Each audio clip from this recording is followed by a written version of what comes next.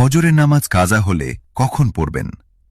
আমাদের কাছে সবচাইতে বেশি যে প্রশ্নটা করা হয় তা হল, ফজরের নামাজ কাজা হয়ে গেলে আপনি কখন আদায় করবেন? এটা কি যখন টের পাবেন তখনই পড়বেন, নাকি জোহরের সময় পড়বেন, নাকি পরের দিন ফজরের ওয়াক্তে পড়বেন? পবিত্র কোরআনের সূরা নিসার ১০৩ নম্বর আয়াতের শেষের অংশে আল্লাহ পাক বলছেন, ইন্না সালাতা কানাতা আলাল মুমিনিনা কিতাবাম মাওকুতা। কিন্তু কোনো জরুরি কারণে যদি নির্দিষ্ট সময়ে নামাজ পড়তে না পারেন, তখন কি করবেন?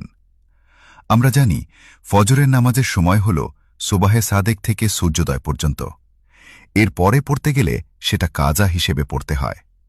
রাসূলুল্লাহ সাল্লাল্লাহু আলাইহি ওয়াসাল্লাম বলেছেন, তিনটি সময় নামাজ পড়া সম্পূর্ণ হারাম। ১. সূর্য উদয়ের সময়। ২.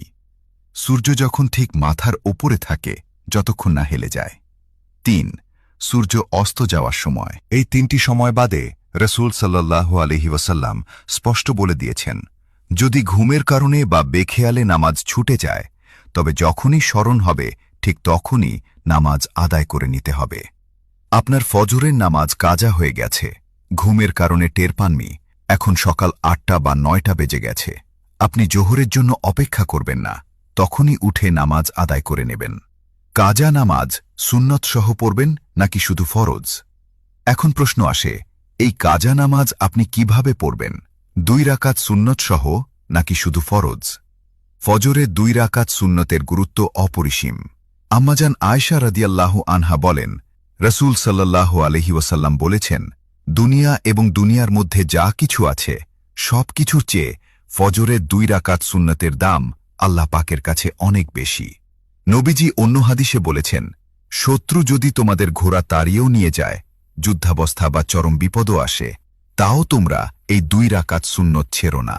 এমনকি আপনি যদি মসজিদে গিয়ে দেখেন জামাত শুরু হয়ে গেছে এবং সুন্নত পড়তে গেলে জামাত পাবেন না, তবে আপনি আগে জামাতে ফরজ পড়ে নেবেন। এরপর সূর্য উদয়ের পর যখন সূর্যের হলুদ আভা কেটে যাবে, ইশরাকের সময়, তখন ওই ছুটে যাওয়া সুন্নত ২ রাকাত আদায় করে নেবেন। এই হাদিসগুলো থেকে প্রমাণিত হয় যে সকাল ৮টা বা ৯টায় যখনই আপনার ঘুম ভাঙবে, তখন ফজরে ২ রাকাত সুন্নত এবং ২ রাকাত ফরজ উভয়টাই কাজা আদায় করতে হবে।